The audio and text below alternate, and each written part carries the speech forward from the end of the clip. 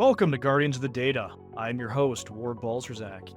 Each episode will explore the passions, expertise, and real-world experiences of security leaders who are helping the future of data security and governance. Guardians of the Data is made possible by support from Centra. To learn more about our AI-powered data security platform, please visit centra.io. Let's dive in. Welcome back to another episode of Guardians of the Data. My guest today has over 15 years of experience in the industry. His experience spans military, contracting, consulting, and the enterprise. Currently an SVP of Information Protection within financial services, Dameon Sherman. Welcome to the show. Ward, thank you for introducing me, and I'm excited to be here, and I'm looking forward to this great episode of Guardians of the Data. Oh, it's going to be great. We're going to make it so, for sure. So, Dameon, in your professional opinion, what's the biggest data security challenge organizations are facing? There's so many, but if you look at it, it's people understanding what data they have, where it's located at, and the type of data. And the classification of data, I see, that is a huge challenge. I remember there's an old adage says you cannot protect what you don't know, or you can protect what you don't know that you have. So, those are some of the things that goes with, data, for say data protection. So, that's a huge challenge, and making sure that people understand, their data, but also, data quality is, some of the other things that come to mind. So those are the main things, but knowing where your data, is. Two good ones, two very good ones. So let's start with the first. We're going to come back. I want to hit data quality for sure, because I think that's interesting. But let's start with the what and the where, right? I mean, you've been in the industry 15 years. I've been in the industry 20. It's not a new concept, right? Like, Yes. Many organizations that's kind of a 101 fundamental, know what your data is, where it is, its criticality, who has access, the whole 9 yards. Yeah. So we're talking about it. You mentioned it's one of the biggest challenges, which means we haven't solved for it. So, or not everybody at least has solved for it. So for our listeners, Dameon, like, what do you think folks should do? What are the foundational items people should be doing today if they aren't already? Well, one of the things, is just like how you catalog your physical asset, right? You catalog it with them in some kind of CMDB or something. You probably should look at the same thing for your data management, because you need to know where your data lies, right? Whether it's in the cloud, whether it's on-prem, whether it's hybrid. And you need to keep good records of it, because here's the thing. There's one thing that's constant in the industry. So if you look across with the AI being in place right now, change is just constantly going. So when people leave your organization, then you should still know where that data is. Because if you don't, then how are you going to protect it later? How are you going to find that important data for, regulatory risks? So, catalog your data, find a way, and I'm not here to promote or sell any systems or any CMDB person, but I think, we should treat data just like how we treat asset management. We got to inventory, we got to catalog it, we got to mark it, we got to tag it, you name it. Those are some of the things that that comes to mind that you need to make sure that you're uniquely aware of. I think that's a great perspective. And it's funny, I've had this conversation a few times. I'll say recently, but really over the last year with many different organizations. And what I find funny when we all talk about CMDBs, just in general, right? Yes. Generalized CMDBs, you usually get a laugh when you bring that up and like a talk or something like that, because most organizations, not all, most, are unable to trust their CMDB, right? It's inaccurate, or they have multiple. I know my last company I joined, and I said, hey, do we have a CMDB? And the person I was talking to, same thing, he laughed. He goes, well, we have 3. Yes. It's like, okay, it's like you're going to get X data from this, X data from that, and there's a delta between all 3. So, let's stay on the CMDB topic for a minute, because I agree. I think a data inventory, a data CMDB, incredibly important. Maybe it's the same as your asset CMDB. Maybe it's related, whatever. But from an accuracy perspective, any thoughts on how folks can actually stay on top of that? Because it's not a one-time thing. No, it's continuous. It's same thing as continuous monitoring. Just like you monitor your firewalls, just like you monitor your IDS systems, right? You just don't go put it in and left it. It says, got a gate here. It doesn't need to go and inspect the gate or inspect the fence, right? Kind of the thing. Well, when it comes to CMDB, I said one of the issues is integration, right? You gotta make sure these things integrate, with with your other prospective tools that are collecting data, correct? So the integration is one. Interoperability is another. You don't want some agnostic or ad hoc system that just seems to be that standalone thing that you get, information out of. And so, so the thing is this, it's going to take continual monitoring of the system that you have. But one of the thing is, as you know, when you integrate systems, you use APIs to integrate to another system. So you got to start balancing that now. Why do you not trust the data? Because you have disparate system. You're not sure if this other system that's the so-called CMDB one or the so-called CMDB two is the one to trust, right? But if you make sure that they're integrated, interoperable, then it's a little bit better because you can sort of balance what the information is getting. Now, is there a one size fits all approach for CMDB? The answer is no. But the key thing is integration is the key. How does this integrate with other upcoming systems, whether it's your JIRAs, whether it's your audit tools, can't think Archer, like I can think of the Archer, but whether Oh man, you went old school on that one. I like it. yeah, or your Archer like GRC, there's others out there. Well, there's that, but making sure that the system can integrate with these things, seamlessly, and making sure that these things are automated. There's an automated flow, right? None of manual input, because if you do manual input, you're gonna slow the system. But you know what?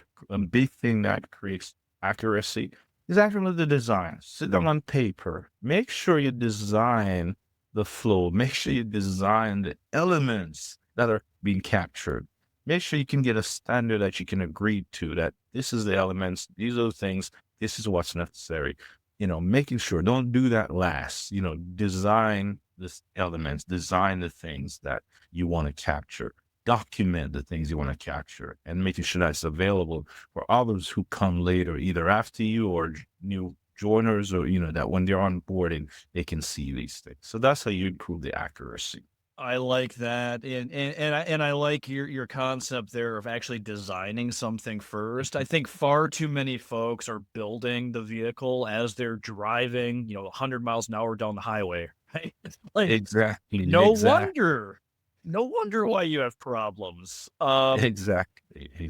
You actually in your answer at the end, you went to where I was going to go next. So you mentioned, people onboarding that could find the information. I was going to be curious on your thoughts. So building a CMDB, incredibly important to have that data for many, many reasons.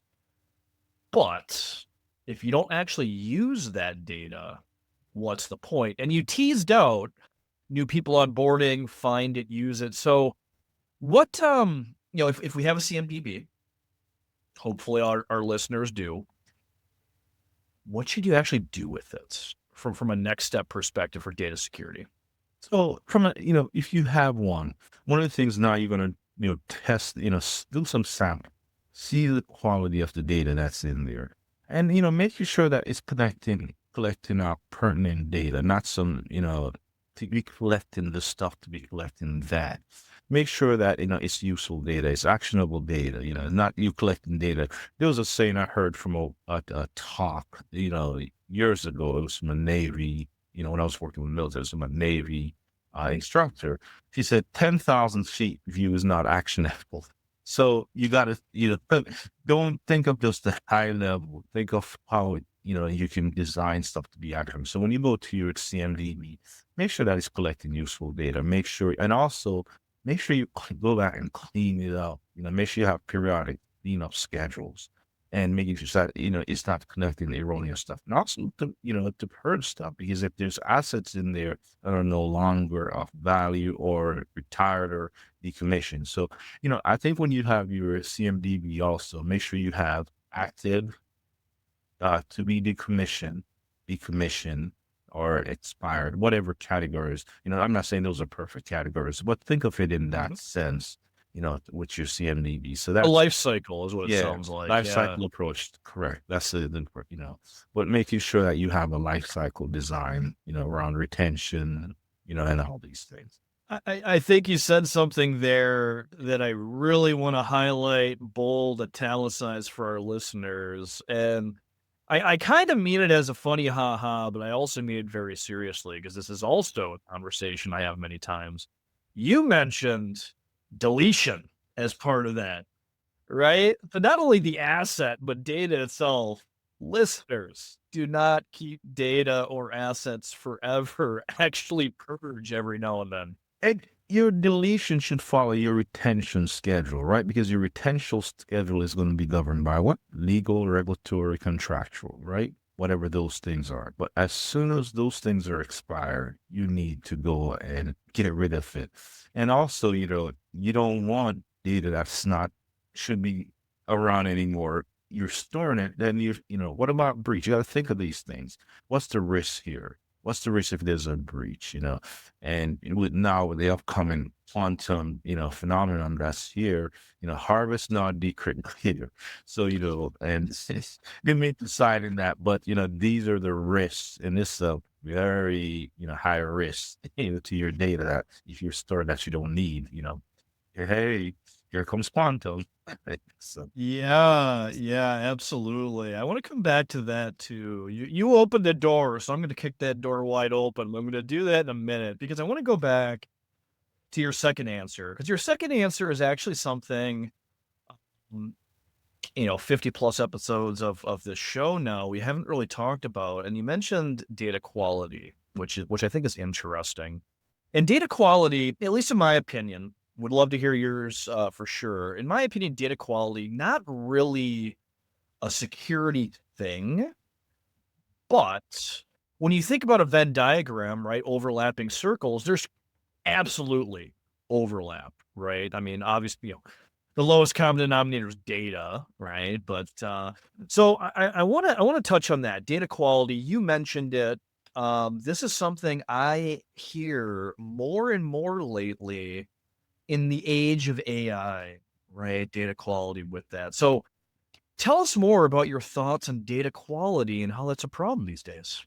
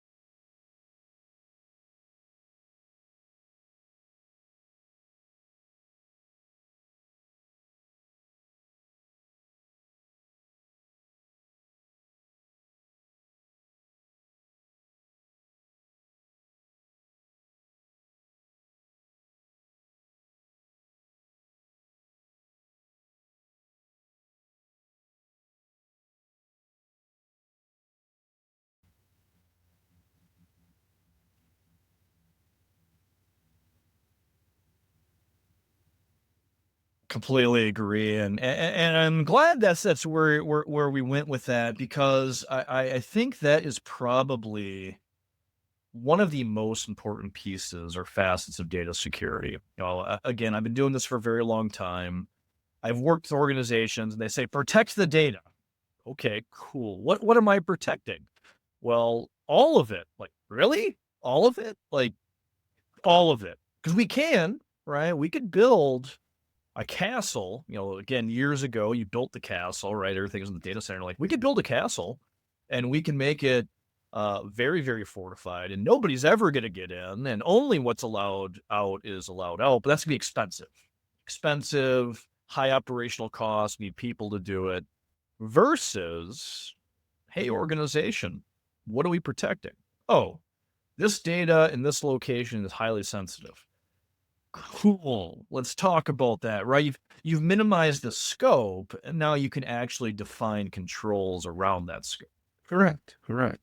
And as you stated, you're defining the controls. Controls is a loosely used word. We hear, because what do we tend to do? The over application of controls to everything. I need a control for this. I need a control to open the door. I need a control to close the door. But the thing is this: once you identify and you catalog and you make it meaningful, then your controls are going to be applicable to that off, instead of all these plethora of controls that it's a nightmare to manage. Because controls, you can get into controls heaven if you're not careful here. It's Oh, yes. And it's never fun. I mean, you're in financial services. I've been there too. It's never fun when you go through an audit and now you have to produce all of your control statements and documentation and all that. It's always a nightmare to deal with that. All right. Dameon, you open the door slightly. Like I said, I'm going to kick it open. I know this is part of your day-to-day. So you mentioned harvest now, decrypt later, right? And I kind of sort of hate that I'm bringing it up, even though, again, you started it, because, I mean, look, you go to a conference, there's at least one talk, right, out there about quantum computing. I think it's going to be one of the biggest discussions, right, going forward. I think AI is kind of forefront, and now we're going to be in quantum in the near future. So let's talk about that. Harvest now, decrypt later. It sounds super scary. It does.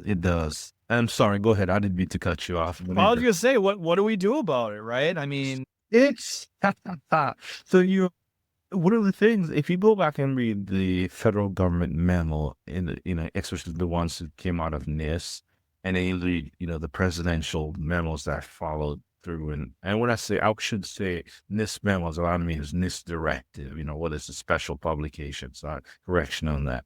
But when you look at the different executive orders, and there's plenty that has been released. One of the things that you will know at the forefront, inventory, right? Inventory. So that is one of the first things. Again, what did I mention? Know where your things are, where your data lies, where your assets is. That's another thing, right? Another thing is making sure that people understand. You have to do education. That's another thing. But the whole premise behind this harvest now is that it sounds scary, but what it is has happened. The bad guys, or malicious folks, have changed their strategy, right? Because before, when I wanted to hack a system, I'm hacking for what I can get from it right now. How much can I get? How much can I get? How much of that active data? You're not interested in encrypted data. You're interested in unencrypted data at best, because it's easy to move. You can do something with it right now. Now, the threat actors are saying, oh, no. If you have encrypted data, then there must be some sensitive stuff, something you don't want the prying eyes to see. So with that said, they're like, let me go ahead and hold on to this information right now till the technology matures, so then I can possibly crack it later, or possibly defeat the cryptography, controls. When I say controls, I'm talking the cryptography technologies and stuff that's built to protect that data. That's what you're looking to do with Harvest now. So, if you think of the quantum computing phenomenon, and if you look at what's happening is with the qubits and superposition, and not getting into the whole technical, aspects of it, and what a quantum computer can do because of the way, it, processes computation and, compared to traditional sequential computations, you realize that it's what used to take years to defeat it now is just going to be a matter of, maybe an hour, 2 hours, depending where the technology goes. Now, one of the things with the quantum computing, I know we are all fixated on the qubits and so on, but I think, the way I'm looking at it, as AI gets better, what happens when you pair AI with quantum? Because, it's not going to be AI on steroids is what some people are calling it. So, so pairing those two together and looking at how you can defeat, encryption technologies or controls is a real thing. And, and I know if you noticed, there was I can't remember the executive order number. I think it's like 14409, where, the government is like, listen, federal agency, we need you to get your act in order. We need you to know about your data. We need to know what your roadmap looks like. When are you going to make sure that you're implementing these quantum, algorithms and stuff, in your system? I mean, that was directed by the president, and his team. So, it's very real. And then it's in the rest of the industry by 2030, you need to have something similar. So it's, when the president, and I mean, if you look at that memo, it's very prescriptive. You hear what I said? It wasn't high level. It was very prescriptive. So that should tell you that, hey, we have a real threat right here. Absolutely. Absolutely. So, your thoughts for our listeners on preparing for that. Is that more of what we already talked about? Make sure you know what you Yes, have and where it's at. Anything else? definitely. I mean, those are the main things because it's very easy to get overwhelmed by the acts. And when you get in, you depend on your contractual requirements to the regions you operate in, your regulatory local jurisdiction laws. It's very easy to get overwhelmed by the requests by these different bodies. But, simplicity, start with what you already know, right? Instead of trying to, there's a saying, don't try to eat the elephant whole, be like an ant, eat the elephant, piece by piece at a time. So that's what you have to do. You have to start with the basic things that that's in your control.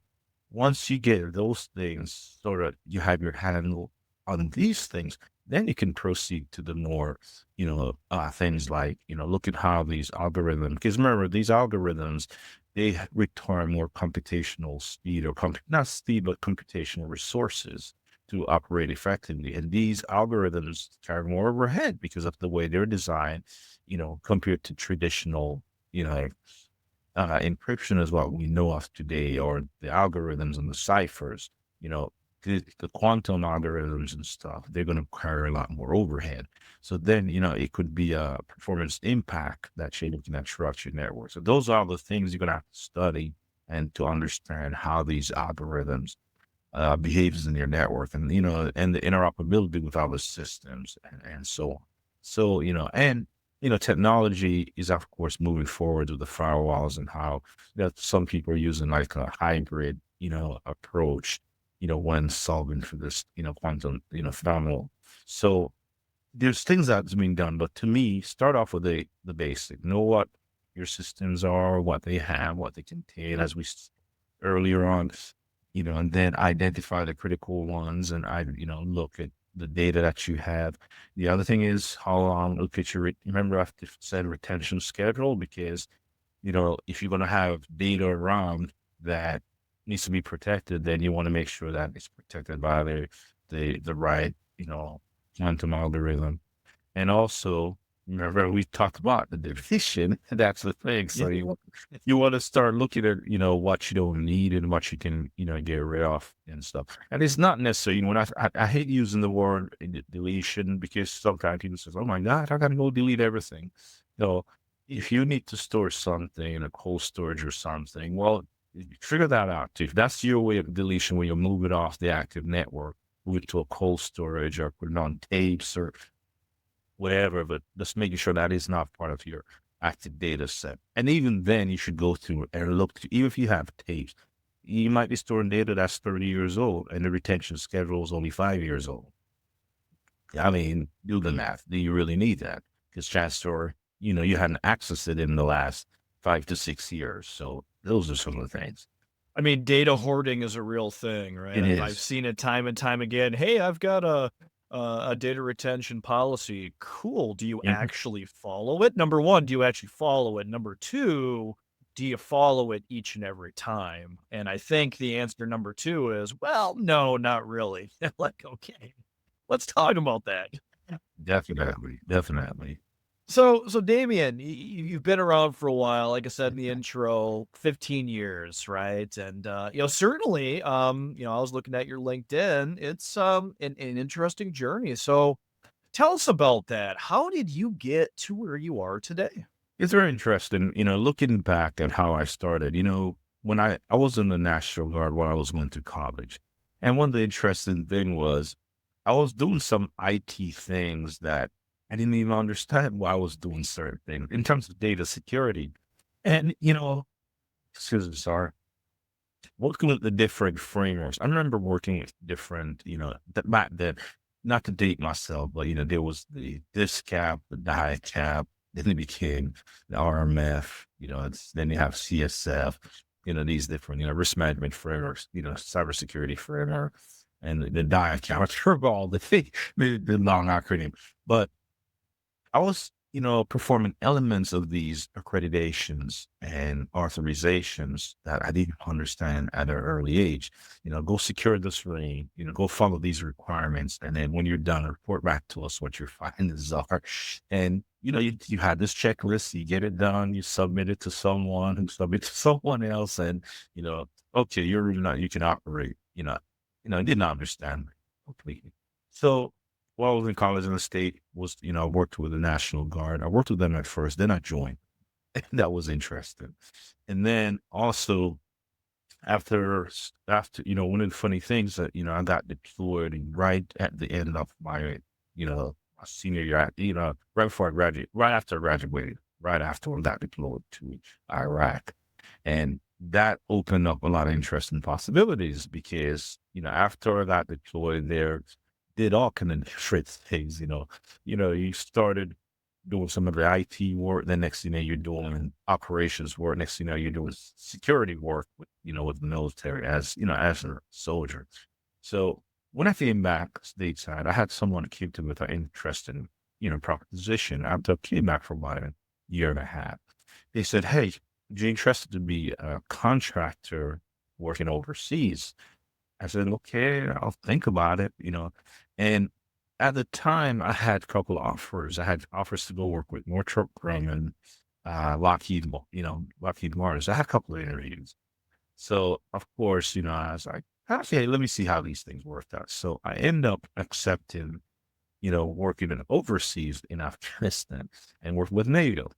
And I started working with command and control systems, they call them C2 systems. And what you're doing, you capture the common operating picture. And I've seen a lot of these different phenomena here now.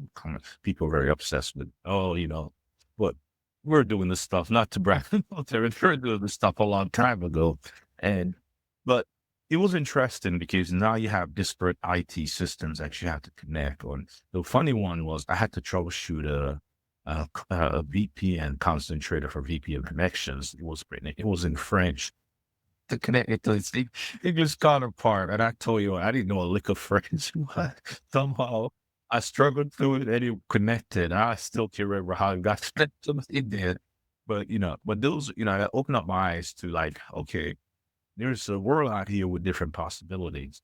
And so, of course, did that for a while, worked overseas for a while. So I left that after about a year and a half, and I went to work in military contract. Now that was a brand new area because I knew nothing about government contracting. You cannot, one of my famous thing I learned in contracting, you cannot, you know, you cannot, you cannot say something that I want you to do this, but if you don't put it in writing, you cannot blame the executing party. It always goes against the offer because you cannot imply what you want. You have to put it in writing, because you're the one that can control that instrument. So, so if they said it cannot be implied, therefore it goes against the offer, the offer, which is you. So those are some of the things. So I had to learn about contracting from a writing perspective an operation perspective prior to fixing the IT system that's associated with it. You said something earlier in this uh, podcast was the thing is this: you cannot go design the solution and you don't define your requirements, right? Just like we talk about designing elements.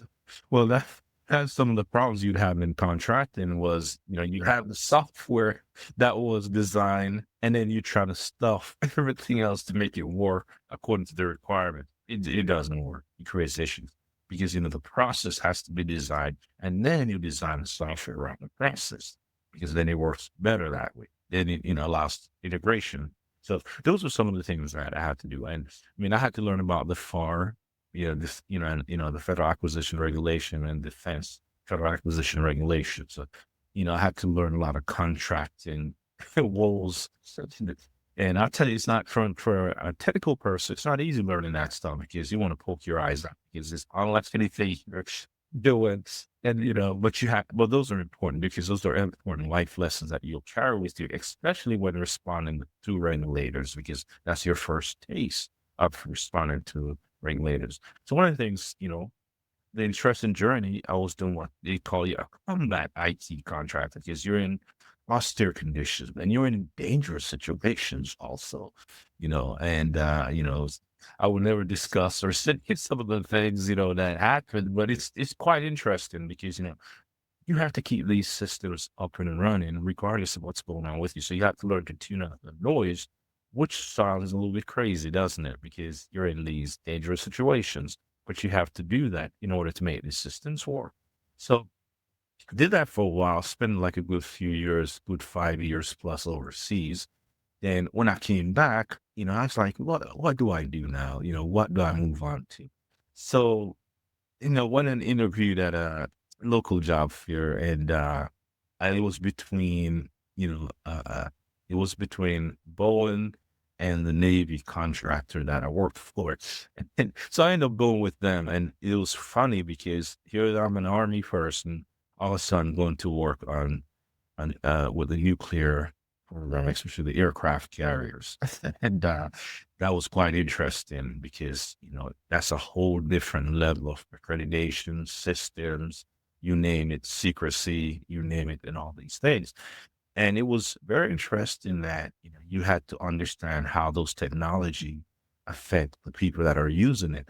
But the interesting journey was I had to, again, here's another learning process. I have to learn how the Navy do something, why, even though it was for our military, but that was a whole different aspect because, especially the nuclear is its own thing. And it's, and it's one of those industry, which is quite unique because you have two different bodies, right?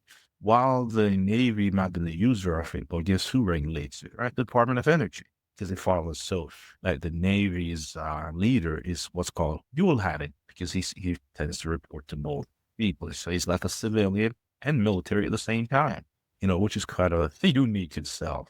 So, using that and learning the differences and the different technologies and understanding the risks, what's risky and what risk means in that context. And, those are some of the things and trying to keep yourself abreast of the different, things that are changing, emerging technology and how that impacts your work. It is again, and then so did that for a while. And, after about several years there, I decided to do something new. I've always wanted to do healthcare and I always wanted to do the financial industry. So, when I did about a year, I started off with financial organization, then I switched over quickly to the healthcare sector. Did that for a little while. And then I switched back to the financial industry where I'm at back in here.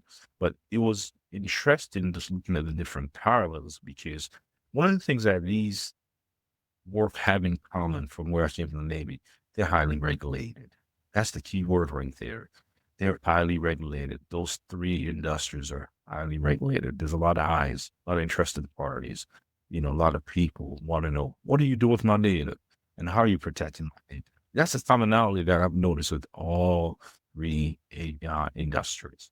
I was just gonna say, you spent a lot of time in highly regulated, environments for sure, for sure. Some people might call you crazy for doing that, but, I I know, I mean, know, I know. I too have done some of that, and I tell you what, for me, I wouldn't trade that experience for anything because I think it was definitely good. Exactly. So, on that vein, I wanna ask you, I asked some of my guests this, I wanna ask you for sure. So, knowing what you know today, right, all of these years of dealing in highly regulated environments, if you can go back in time, would you give yourself any advice or make any changes? Sure. It's, hindsight is 2020, right? Hindsight is always 2020. And if you say, oh, everything is perfect, wouldn't change a thing. I think my approach and how I tackle the education aspect of the things I've learned over the years. And when I say the education aspect, I'm not merely speaking about in a classroom or, the education comes to the business of what you're doing, right? So looking back and understanding, one of the things that I think that has been taught to you when you're, like you, and figured you have a computer science degree, something in there.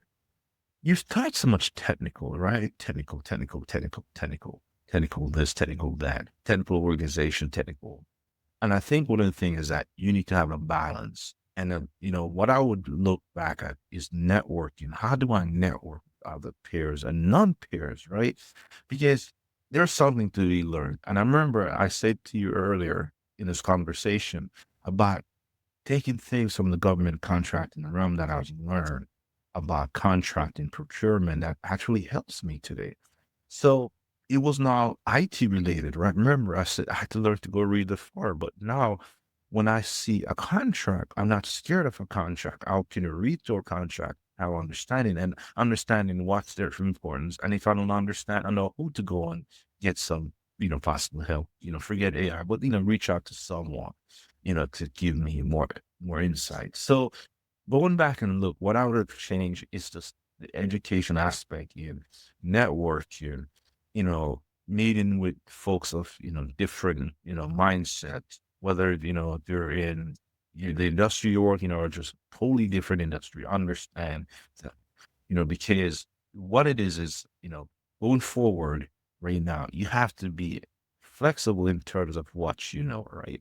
Because with AI, one of the things that you still have to understand the business and what's some of the best things for that makes the business work. So when I say meet with people, other than your mindset, technical mindset, what they can give you what good looks like in an operating environment for the industry you're in or the industry you're not in.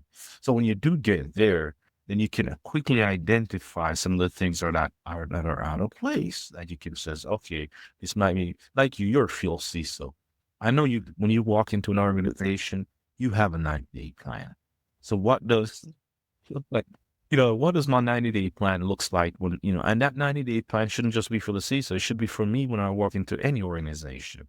It doesn't matter what statute, what title you have, you still have to have that kind of focus. So, you know, when you can spot what good looks like and what bad looks like real quick, it saves time and it saves the churn that you would, normally experience. And it saves the burnout because burnout is a thing, so that's what I would do, in a nutshell.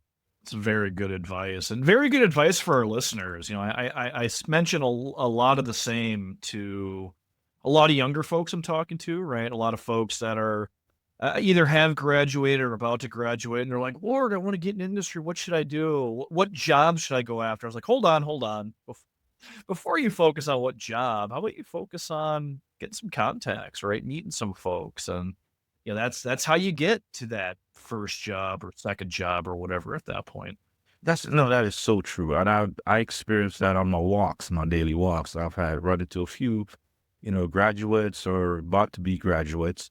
And, they'll ask, well, what should I do? And, the question to ask is, well, about your studies, who have you talked in the industry in your field? What did they say? What are some of the challenges? Can you address those challenges when you walk in? today is not just enough to say, I know about it, but what can I do about it? Wrong or right? You're not going to have the answer, because once you get in, the pre-canned notion that you had of the solution that you had may not be the correct thing. It may need to be, revised, revamped, and go at it again. So, but how do you know about the challenges that are affecting it if you don't go and speak with someone in that industry? And, and it's not about, what should I do? What are your strengths? How does, don't go somewhere where your strengths are not applicable to that environment. No, if you look for a challenge, you can do that. But advice is look at your strength, hone your strength, craft your strength, and use that to work for the best, in the best, possible vantage point, as I stated earlier. I like that. I like that. So speaking of networking, Dameon, if folks want to connect with you, what's the best way to do so? LinkedIn. I'm always on LinkedIn. And also, I notice one of the things that I'm trying to do a little bit better on is the different forums, because there's some interesting forums out there. And you learn stuff by attending different forums. So you can connect to me on LinkedIn if you're part of a forum that you think I'll benefit from, or let me know. I mean, that's, I'm always up for that. That's it's funny when you reached out to me and I started watching all your episodes. It's like, wow, it's a lot of good information here. So, I'm not trying to promote Ward, but what I want to say, Guardians of the Data has a lot of great information. A lot of great info, a lot of great folks, right? Talking Yes. about networking. And now, Dameon, you are one of those individuals. You're one of my data guardians. Definitely. Thank you. Thank you, Ward. So, hey, this has been a great episode, Dameon. Thank you so much for joining me. Sure, Ward, and I appreciate it. And thanks for having me here also. This has been, as I speak to you, it just reminds me of things that I need to do to, hone my own skills in. So this is actually always, this cuts both ways. Appreciate that. And big thank you to the audience. Really hope you enjoyed the episode today and learned something. Please tell others in your network to follow and listen. This has been another exciting episode of Guardians of the Data. See you next time. That's a wrap on another episode of Guardians of the Data. Thanks for tuning in. For show notes and more, visit guardiansofthedata.show. Guardians of the Data is made possible by support from Centra.